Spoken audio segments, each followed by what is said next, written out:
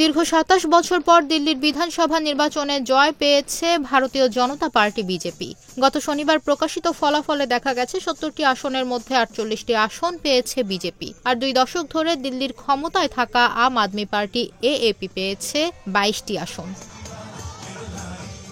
বিজেপির এই প্রত্যাবর্তনের পর থেকে শুরু হয়েছে জোর জল্পনা কল্পনা কে হতে যাচ্ছেন দিল্লির মুখ্যমন্ত্রী। এ বিষয়ে ভারতীয় সংবাদ মাধ্যম হিন্দুস্তান টাইমস একটি প্রতিবেদন প্রকাশ করেছে। প্রতিবেদনে বেশ কয়েকজন সম্ভাব্য মুখ্যমন্ত্রীকে আলোচনা করেছে সংবাদ মাধ্যমটি।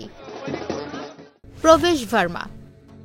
দিল্লির মুখ্যমন্ত্রী হওয়ার দৌড়ে সবচেয়ে এগিয়ে আছেন প্রবেশ ভার্মা। বিজেপির এই নেতা দিল্লির সাবেক মুখ্যমন্ত্রী প্রয়াত সাহেব সিংহ ভার্মার ছেলে। প্রবেশ ভার্মা এবার দিল্লির ২ মেয়াদের মুখ্যমন্ত্রী অরবিন্দ কেজরিওয়ালকে পরাজিত করে বিধানসভা নির্বাচনে জয়ী হয়েছেন।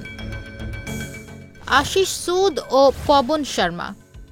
বিজেপির একজন শীর্ষস্থানীয় নেতা বার্তা সংস্থা পিটিআইকে বলেছেন, আশিস সুদ এবং সাবেক রাজ্য মহাসচিব পবন শর্মার মধ্যে কেউ একজন দিল্লির মুখ্যমন্ত্রী হতে পারেন।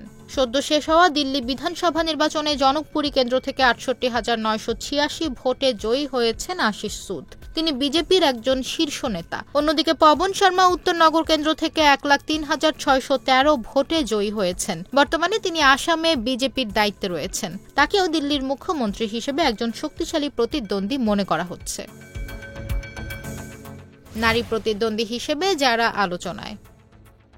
হিন্দুস্তান টাইমস সহ ভারতীয় অন্যান্য গণমাধ্যমগুলো জানিয়েছে, দিল্লির মুখ্যমন্ত্রী হওয়ার আলোচনায় বিজেপির বেশ কয়েকজন নারী নেত্রীর নাম শোনা যাচ্ছে। দিল্লির মুখ্যমন্ত্রী হিসেবে স্মৃতি ইরানির নাম উড়িয়ে দেওয়া যায় না।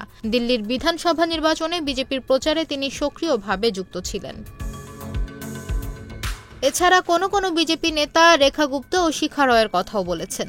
বিজেপির শীর্ষ নেতারা চমক হিসেবে এই ২ নেত্রীর একজনকে দিল্লির মসনদে বসিয়ে দিলেও অবাক হওয়ার কিছু নেই।